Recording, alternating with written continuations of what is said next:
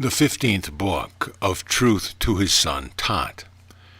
Hermes, of truth, O Tot, is it not possible that man, being an imperfect creature, compounded of imperfect members, and having his tabernacle consisting of different and many bodies, should speak with any confidence? But as far as it is possible and just I say, that truth is only in the eternal bodies, whose very bodies be also true. The fire is fire itself only, and nothing else. The earth is earth itself, and nothing else. The air is air itself, and nothing else. The water, water itself, and nothing else. But our bodies consist of all these, for they have of the fire, they have of the earth, they have of the water and air, and yet there is neither fire, nor earth, nor water, nor air, nor anything true. And if at the beginning our constitution had not truth, how could men either see the truth or speak it, or understand it only, except God would? All things therefore upon earth, O Tot, are not truth, but imitations of the truth, and yet not all things neither, for they are but few that are so. But the other things are falsehood and deceit, O Tot, and opinions like the images of the fantasy or appearance. And when the fantasy hath an influence from above, then it is an imitation of truth. But without that operation from above, it is left a lie. And as an image shows the body described, and yet is not the body of that which is seen, as it seems to be, and it is seen to have eyes, but it sees nothing, and ears, but hears nothing at all, and all other things hath the picture, but they are false, deceiving the eyes of the beholder, whilst they think they see the truth, and yet they are indeed but lies. As many therefore as see not falsehood, see the truth. If therefore we do so understand, and see every one of these things as it is, then we see and understand true things. But if we see or understand anything beside or otherwise than that which is, we shall neither understand nor know the truth. Tot, is truth therefore upon earth, O Father? Hermes, thou doth not miss the mark, O son. Truth indeed is nowhere at all upon earth, O Tot, for it cannot be generated or made. But concerning the truth, it may be that some men, to whom God will give the good seen power, may understand it, so that unto the mind and reason there is nothing true indeed upon earth. But unto the true mind and reason all things are fantasies or appearances and opinions.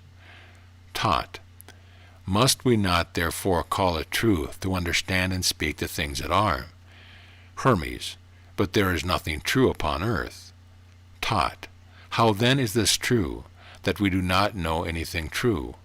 How can that be done here? Hermes, O son, truth is the most perfect virtue and the highest good itself, not troubled by matter, not encompassed by a body, naked, clear, unchangeable, venerable, unalterable good.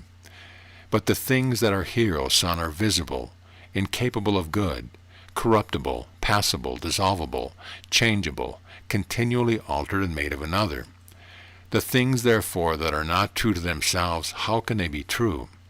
For everything that is altered is a lie, not abiding in what is, but being changed it shows us always other and other appearances. Tot, is not man true, O Father?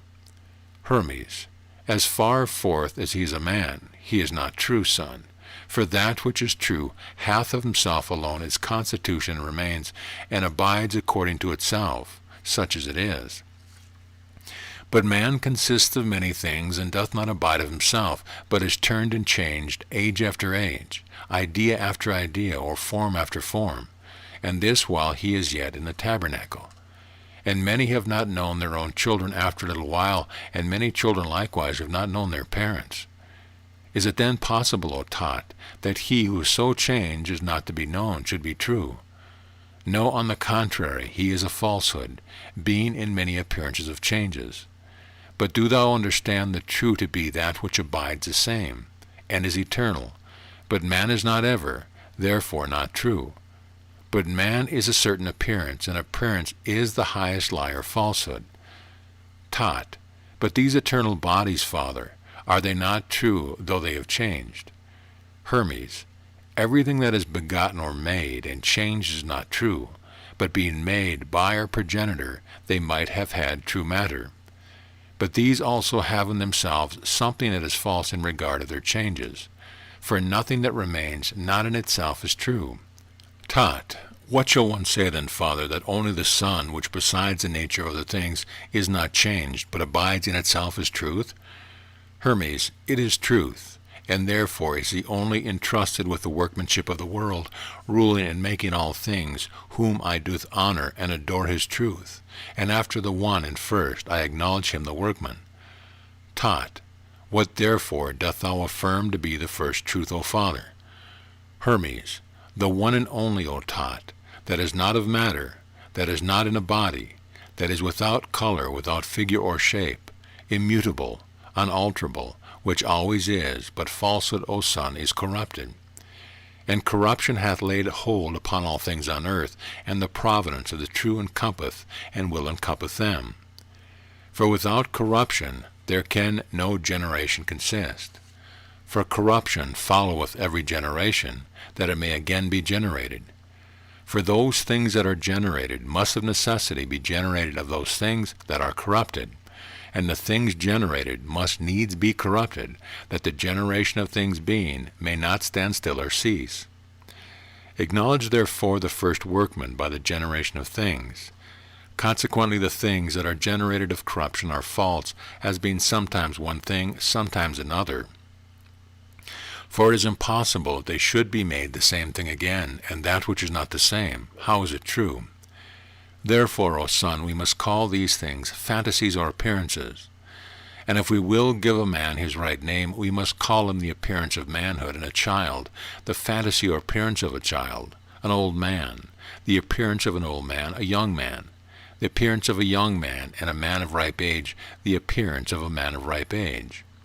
For neither is a man, nor a child, nor a young man, nor an old man. But the things that pre-exist and that are, being changed, are false. These things understand thus, O Son, as these false operations, having their dependence from above, even of the truth itself. Which being so, I do affirm that falsehood is the work of truth. End of Book 15.